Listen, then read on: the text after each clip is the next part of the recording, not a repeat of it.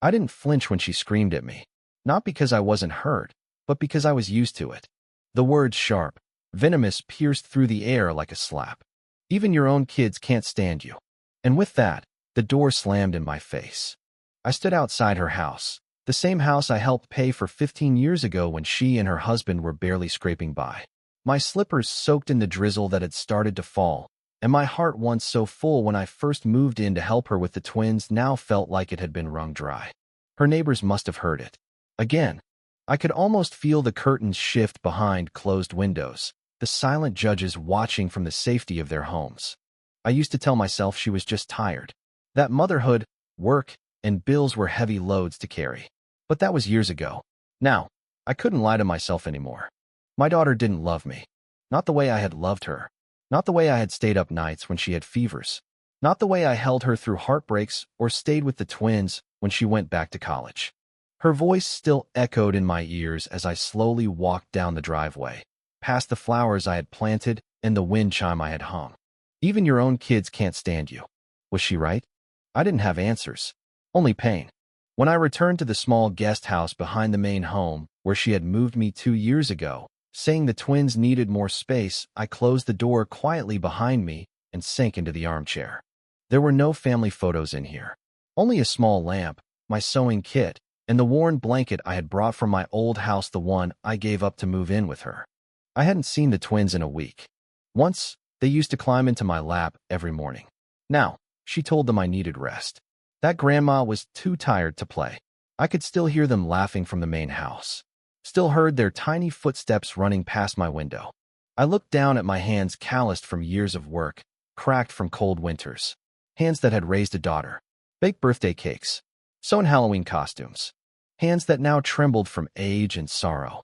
The next morning, there was a soft knock at my door. My heart leapt. It was Lily, the younger twin, barefoot, clutching a drawing in one hand and a stuffed bunny in the other. "Grandma," she whispered, "can I stay with you for a little while?" I opened the door wider and knelt down. "Of course, sweet girl." She looked over her shoulder, then crept inside like a guilty shadow. "Mom said you're mean, but I don't think you are." My throat tightened. "Did I ever make you feel scared?" "No," she said simply. "You smell like cinnamon, and you tell the best stories." I laughed, and it broke something inside me. The kind of laugh that carried both joy and ache. She climbed onto my lap, just like she used to, and handed me the picture. It was of the two of us, me with my big glasses and gray bun, her with her bunny under a rainbow. "I drew this at school," she said. "But Mommy told me not to give it to you." "Why?" "She said you're not part of the family anymore." The words stung, but I swallowed them down. "Well, this is the most beautiful picture I've ever seen." She smiled wide, and for the first time in months, I felt seen, needed, loved. Later that afternoon, her twin brother Noah came too. Then the next day, both children waited for me on the back steps, asking if I would walk them to the park. Every visit became longer, more frequent, until one day, their mother noticed. She stormed to the guest house, eyes blazing. "What do you think you're doing?" I stood my ground for once. "I'm talking with my grandchildren." She scoffed. "Behind my back? After everything I do for you? What you do for me?" My voice cracked, but I held on. "You moved me here like I was clutter. You've shut me out of their lives." "Because you make them soft," she hissed. "You make them weak. You fill their heads with your old-fashioned nonsense." I stared at her, really looked at the anger in her eyes, the lines on her face that no longer reminded me of the little girl I once carried. I didn't recognize her anymore. She turned to the children. "Inside. Now." But Noah clung to my skirt. "No. I want to stay with Grandma." Lily joined him. "She's not mean, Mommy. She's nice." My daughter blinked, stunned. For a moment, the fury drained from her face. Only shame remained. Then she turned without a word and left. I thought it would get worse after that she'd lock them away from me completely. But something shifted. The next day, the twins came again, and the next, until finally, one morning, she stood at my doorway. Not yelling, not blaming, just quiet. "I didn't know they felt that way," she said. I didn't reply. She stepped inside, looked around the tiny room she hadn't entered in over a year. Then, in a small voice, "I'm sorry, Mom." It wasn't enough to erase everything, but it was the first honest thing she had said in a long time. I nodded. "I forgive you." Tears welled in her eyes, but she wiped them away fast. Would you come eat dinner with us tonight? I looked at her, really looked. And for the first time in years, I saw my daughter again, not the woman hardened by life, but the child who once held my hand through every thunderstorm. Okay, I whispered. I'd like that. That evening, I changed into the nicest blouse I owned, a soft lavender one with pearl buttons, a little faded but still elegant. My hands trembled slightly as I smoothed my hair back and pinned it into a low bun. I hadn't sat at their dinner table in months. The walk from my guest house to the main house felt longer than usual. The porch light was on, a small thing, but it felt like an invitation. When I knocked, Lily answered. "Grandma," she squealed, wrapping her arms around my legs. "You came." I laughed and kissed her head. "Of course, sweetheart. I wouldn't miss it." Inside, the dining table was already set. Candles flickered softly, and the smell of baked chicken and garlic filled the air. It reminded me of the old days before the silence, before the coldness. My daughter was in the kitchen, pulling the casserole dish from the oven. She looked up when I entered, her expression unreadable. "You remember how to carve a chicken?" she asked awkwardly. I smiled. "I haven't forgotten yet." Noah ran up beside me. "I saved you the seat next to me." Dinner started quietly. The twins chatted happily, telling me about their school projects, their soccer games, how Noah had won a spelling bee and Lily was learning to braid hair. My daughter mostly listened, nodding occasionally, her eyes darting toward me now and then as if unsure how to navigate the space between us. Halfway through the meal, she cleared her throat. "I've been thinking." I set my fork down gently. "I think I've been pushing too hard. On them. On you. On everything." Her voice wavered. "They're happier when you're around," she said, eyes downcast. "I hear them laughing with you. I don't remember the last time they laughed like that with me." I felt a lump rise in my throat. "I didn't want to admit it," she went on, "but I've been angry for a long time. And instead of dealing with it, I dumped it all on you. I told myself you were meddling, that you made things harder. But the truth is, you made things possible. You always did." I blinked rapidly, trying not to cry. "I'm sorry, Mom." The room was silent for a moment. Even the twins had gone quiet. I reached across the table, placed my hand over hers. "Thank you for saying that. It wasn't everything. It didn't erase the past, but it opened a door that had long been shut. And that was something." From that night forward, things shifted. Slowly. Some days were still tense. There were awkward silences, misunderstandings, old habits that flared up without warning. But other days, there were moments. Small, golden ones. Like when I caught my daughter watching me and Lily bake cookies, her eyes softening with something like nostalgia. Or when she brought me a cup of tea without saying a word, just placed it by my chair and sat with me. The twins came to visit every evening now. They called it grandma time. They brought homework, coloring books, questions about life, and sometimes just their presence. "I like your stories more than YouTube," Noah said once, his mouth full of banana bread. Lily nodded solemnly. "Grandma's stories have feelings." That night, after they left, I cried. Not out of sadness, but because I hadn't realized how starved I was for warmth, for connection, for being seen as someone instead of some burden. One Saturday morning, my daughter knocked on my door holding a box. She looked nervous. "I found these in storage," she said. Inside were old photo albums, baby pictures, school portraits, Christmas mornings. There were notes I had written her, cards she had drawn for me, even an old necklace she'd given me for Mother's Day when she was 9. "I didn't even know I still had these," she said, her voice soft. We sat on the floor flipping through the pages. She pointed out pictures of herself in pigtails, of the time we went camping, of the day she graduated. "I was such a brat that year," she murmured. "You were finding your fire," I said, touching her hair like I used to when she was a child. "It burned a little wild, but that's what made you strong." She smiled, and for once, the smile reached her eyes. "You should come live in the house again," she said suddenly. "Not just the guest house. With us." My breath caught. I don't want the kids to grow up thinking love has limits. I don't want to keep them from the person who's given them so much. I don't want to be in the way, I whispered. "You're not." Her voice was firm. "You never were."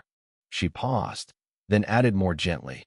"You just reminded me of a part of myself I wasn't ready to face. But I'm ready now, if you'll have us again." I looked at her, the little girl and the woman she had become, both reflected in one face. And I nodded. Yes, I said. Let's begin again. Moving back into the house was both joyful and terrifying. I was careful not to step on toes, tried to keep my presence soft and supportive. But my daughter insisted I be there. Not as help, as family. You don't have to earn your place, Mom, she told me one night. You already did. That sentence stayed with me. We built new routines. I helped with breakfast, packed lunches, and read bedtime stories. I started crocheting again, something I hadn't touched in years. The kids wanted scarves in every color. They drew pictures of our family that included all of us, me, their parents, even the cat. One day, I caught Lily whispering to her friend at the park, "My grandma lives with us.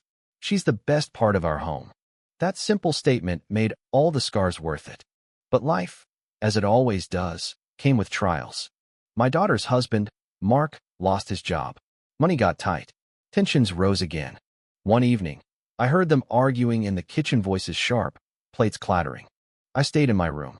Later that night, my daughter came in, sat on the edge of my bed like she used to when she had nightmares as a girl. "I'm scared," she whispered. I reached for her hand.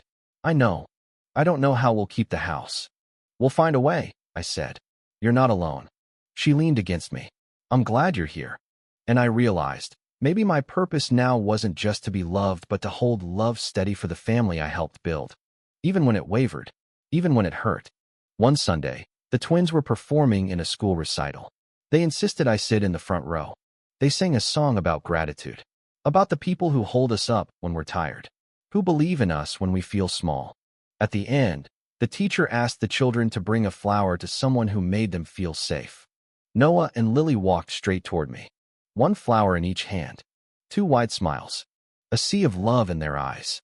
"Thank you, Grandma," they said together. And in that moment, I knew.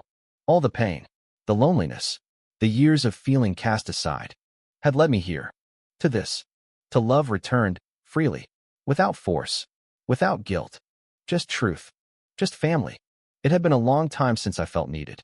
But now, the feeling was everywhere, in the way Lily tugged my sleeve when she struggled with math homework, in how Noah brought me the remote every night like a ritual, in how my daughter, once distant and guarded, now stopped mid-task to ask if I wanted tea. But healing is not a straight road.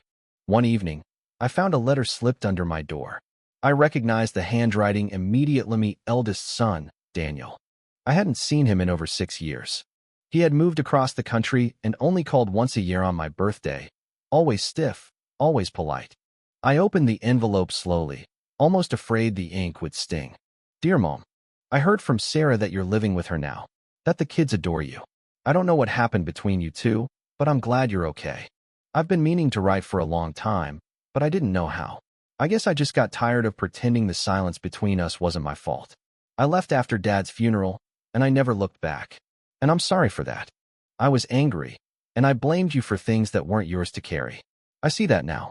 I'm married, Mom. Her name is Alina, and we're expecting. I'd like you to be part of our lives again, if you'll have us. Love, Daniel." I clutched the letter to my chest and wept. So many years lost. But maybe, not forever. When I told Sarah about the letter, she looked surprised but not bitter. "You should go see him," she said softly. "You deserve that." I nodded slowly. "Would you be all right without me for a few days?" She laughed gently. "Mom, I'm 39. I think I can manage." "Barely," I teased, and for the first time, she didn't take it as criticism. She hugged me tight. "Bring him some of your oatmeal cookies." When the war with sugar. Daniel lived in a small house on the edge of a quiet town, nothing like the bustle of our old neighborhood. When he opened the door, I barely recognized him. His hair was streaked with gray. He wore glasses now, and when his eyes met mine, they welled up. "Hi, Mom." "Hi, sweetheart." We stood frozen for a beat. Then he pulled me into a hug tight, desperate, like he was trying to make up for a decade of absence in a single embrace. "I'm sorry," he whispered. "I know," I said, and buried my face into his shoulder. Inside, his wife Alina greeted me with a warm smile and a firm handshake. She was kind, grounded. She led me to the couch and brought me tea without asking how I liked it because Daniel had told her everything. They showed me the nursery, painted pale yellow. A mobile of stars hung above the crib. "It's a girl," Alina said, "and we were thinking of naming her after your mother, Grace." My breath caught. Is that okay? She asked quickly. I placed my hand over hers. It's more than okay. The 3 days I spent with Daniel were like something out of time.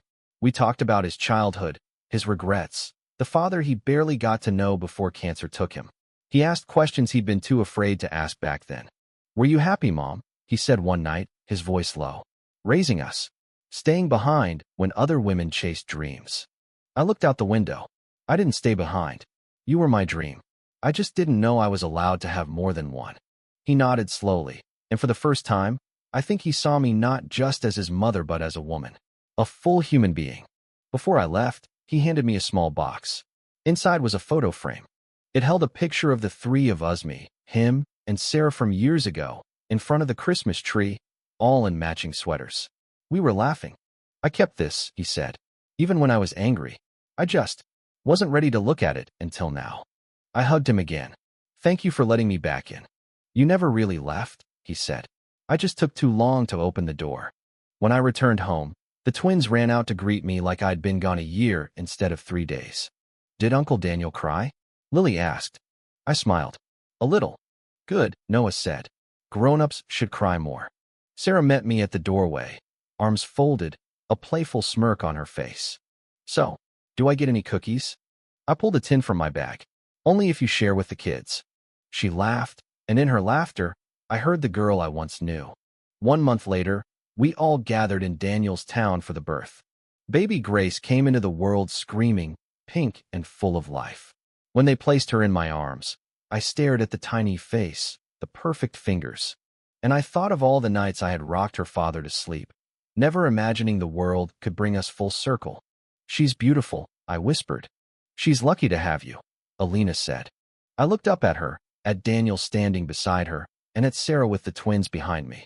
Maybe I had failed, stumbled, hurt, and been hurt. But I had also built something that endured. Through time, through distance, through pain. Love, when allowed to grow even in fractured soil, blooms again. The night we brought baby Grace home, the house was filled with a kind of warmth I hadn't felt in years. Sarah and I stayed up late talking in the kitchen after the kids had gone to bed. A candle flickered between us, casting soft shadows across her face. She's going to change him, Sarah said, sipping tea. You can already see it. He holds her like she's the only thing that matters. I smiled faintly. She is, for now. Sarah looked at me. Was I like that for you? You still are. She looked down, her hands tightening around her mug. I wasted so much time being angry at you, Mom. I wasn't perfect, I said gently. There were things I didn't say, things I didn't see when I should have. But I always tried to love you in every way I knew how. I know, she whispered. Now I know. We sat there for a while in silence, until she reached out and held my hand. A small gesture, but it said everything. The next few weeks were a blur of baby bottles, diaper changes, and midnight cries. I stayed to help Daniel and Alina adjust, just like I once helped Sarah when the twins were born. There was a rhythm to it, all comforting in its repetition. Every time I looked at baby Grace, I thought about time, how it bends, how it brings things back to us, sometimes when we least expect it. One afternoon, while rocking her to sleep, Daniel came into the room holding his phone. I was going through old voicemails, he said, and I found this. He pressed play. It was my voice from years ago, soft, hopeful. Hi, sweetheart. Just wanted to say I love you. No need to call back if you're busy. I know you're working hard. Just be safe, okay? I remembered that day. I had called him after hearing about a storm on the news, unsure if it hit his area. He never responded. Now he looked at me with misty eyes. I kept deleting them, he said. But not this one. I never stopped hoping, I said, even when the silence stretched so long. He nodded. I know that now. I just wish I had known it sooner. We sat together in quiet, the baby asleep between us, bridging generations of brokenness and repair. Back at Sarah's house, life found its rhythm again. But something inside me had changed. I felt whole. Not because everything had been fixed, not because the past was erased, but because I had found a way to live through it and still offer love on the other side. Sarah and I had our first real disagreement since reconciling one rainy morning. It started over something small, too much sugar in the twins' breakfast, but it carried the weight of old patterns. I just don't want them growing up dependent on sweets to feel comfort, she snapped. I raised an eyebrow. A little sweetness never hurt anyone. Yeah, but you always undermine my parenting like this, like I don't know what's best. I took a deep breath, the kind I had learned to take when things were about more than sugar. I'm not trying to undermine you, I said softly. I just want to be part of their joy. She looked at me, and for a moment I saw the defensiveness melt into vulnerability. I still worry I'll mess up, she admitted. That I'm not enough. You're doing better than you think, I said, placing a hand on hers. But you don't have to do it alone. We didn't resolve it entirely that day, but we talked. We listened. We didn't slam any doors. And that was more than enough. One evening, while putting the twins to bed, Lily asked, "Grandma, were you ever scared of being old?" I paused, tucking the blanket under her chin. Sometimes. Why? Because people forget to listen to old voices. They think wrinkles mean your heart stopped growing. But it hasn't. It's still learning. She looked thoughtful. I'll never stop listening to you. Tears pricked my eyes. Promise. Promise. Noah chimed in from the other bed. When we grow up, can we take care of you? I laughed, brushing his hair back. Maybe by then I'll be faster than both of you. He grinned. Not possible. I'm the fastest in 3rd grade. Well then, I'll have to catch up. Their laughter filled the room, soft and sincere. I stood in the doorway after turning off the light, watching their small chests rise and fall. And I thought, I may not have much time left, but the time I do have matters. Weeks later, Daniel called. I was thinking, he said. Would you come live with us? When the time is right. I smiled. What about your sister? She might get jealous. We'll share, he said. For once. The idea warmed me, but I wasn't ready yet. Sarah and I were still mending what had been broken too long. I'll visit often, I promised. But I think I'm meant to be here a little longer. I get it, he said. But when you're ready, there's a room waiting. That night, I told Sarah. She didn't say much at first.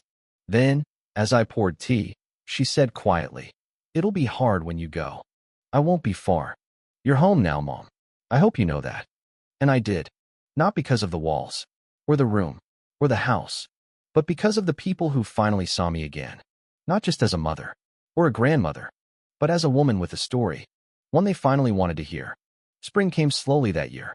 The wind was softer, the flowers braver.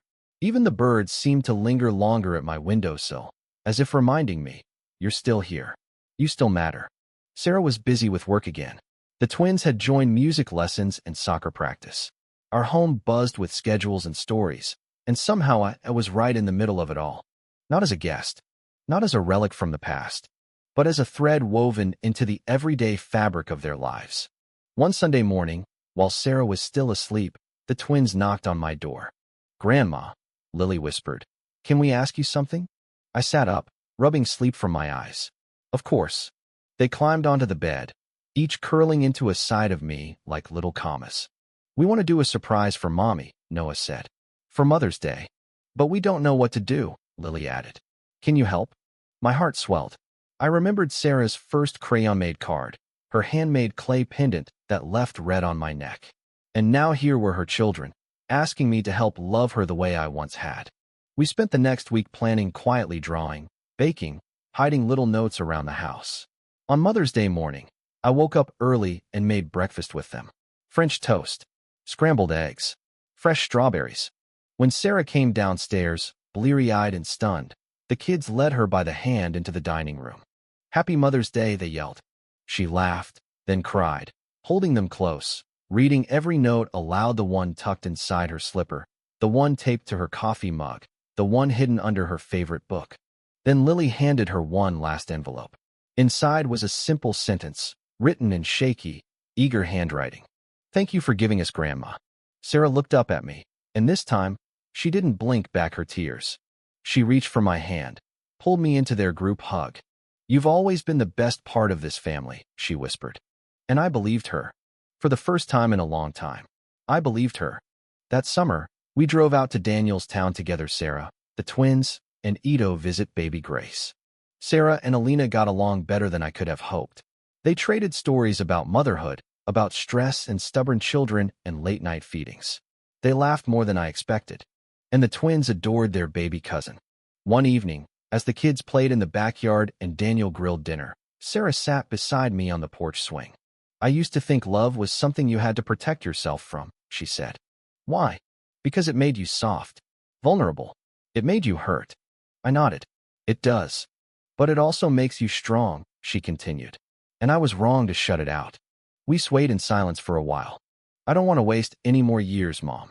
If you ever think about going back to Daniel's for good, I'll drive you there myself. But if you want to stay here forever, I'll make sure this is your home in every way. I looked at her, really looked. I used to think I needed a place to belong, I said. But I've realized what I really needed was to be seen. She reached out, touched my hand gently. I see you now. I do. Tears brimmed in my eyes. Thank you for finding me again. Thank you, she whispered, for staying, even when I didn't deserve it.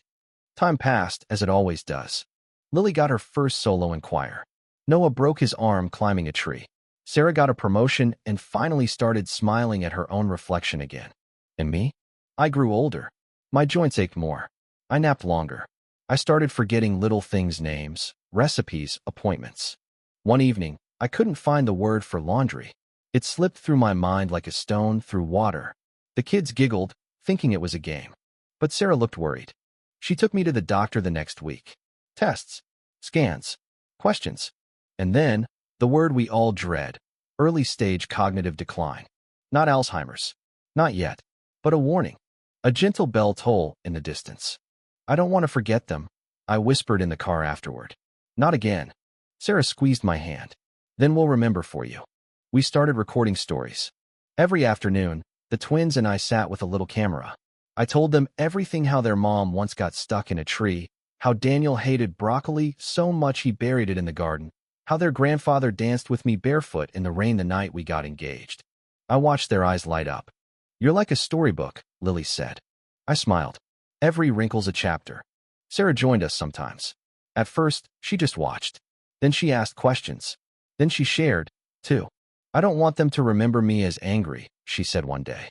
They won't, I replied. They'll remember you as the one who came back. One autumn morning, Noah brought home a school projecta family tree. He filled in names and dates with Sarah's help, then showed it to me proudly. But what moved me most was the title he wrote at the top. The Roots That Held Us All. And below it, in big, bold letters, Grandma Grace. Winter came, colder than most. I moved slower, slept more, needed reminders. But the house was never quiet. It rang with love, with piano practice, whispered bedtime stories, the smell of hot cocoa and cinnamon. One night, I sat by the fireplace, Lily curled at my feet, brushing my hair. Are you scared of forgetting? She asked suddenly. I paused. Then, a little. Will you forget me? Maybe. She frowned. But I won't forget how you made me feel, I said. Love leaves a mark deeper than memory. She kissed my cheek. Then I'll love you so much, you'll never forget it. Eventually, Daniel and Alina visited more often. Baby Grace learned to walk, then to talk. She called me Gigi, short for great-grandma. Every time she ran into my arms, I felt like time had looped back to give me another chance. And this time I had the wisdom to savor it. One evening, near my 80th birthday, we had a celebration at the house. Not just for me, but for the life we'd rebuilt. Daniel came. Alina brought a cake. Sarah set up a slideshow. The twins performed a silly dance. Even neighbors dropped by, bringing flowers and memories. In the middle of it all, Sarah stood up and tapped her glass. I want to say something. The room quieted. She looked at me, her voice thick with emotion. Years ago, I said something I'll never forget. Words I wish I could take back. I told my mother, even your own kids can't stand you. Gasps murmured through the room. But she held her ground. I said it out of anger. Out of pain I hadn't understood yet. But the truth is, she stood by me when I didn't deserve it. She waited for me to grow up. She loved my children when I was too bitter to see clearly. And now, she gestured around the room. Now my children adore her. We adore her. She turned to me. Mom, you're not just the heart of this family. You're its spine. Tears fell freely down my cheeks.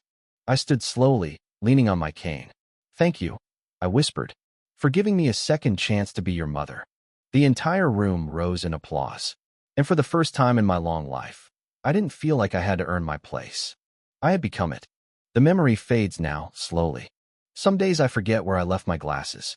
Some days I forget the names of flowers or the birthdays of distant relatives. But I remember the sound of my grandchildren's laughter. I remember the warmth of Sarah's hug. I remember the way Daniel said, "I missed you." And most of all, I remember what it feels like to be loved even after being broken. Time is a thief. But love? Love always leaves a trail back home.